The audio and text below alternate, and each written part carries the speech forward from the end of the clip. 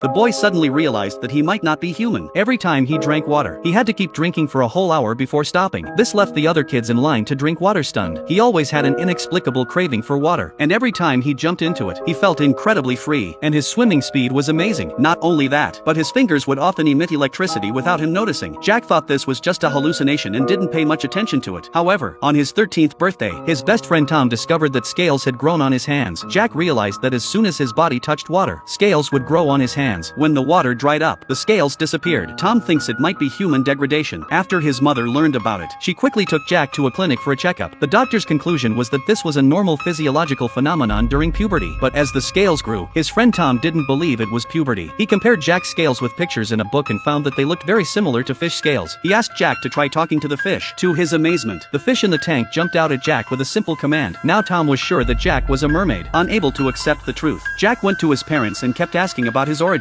Fearing the loss of Jack, the two of them had to conceal the truth. Jack had to go to the faucet and wet his arm with water, and the fish scales instantly climbed all over his arm. Seeing the scales on Jack's arm, they could only tell the truth. They confessed that Jack had suddenly appeared on their boat while they were sailing. So Jack went to the sea area where he had been discovered, planning to find his biological parents.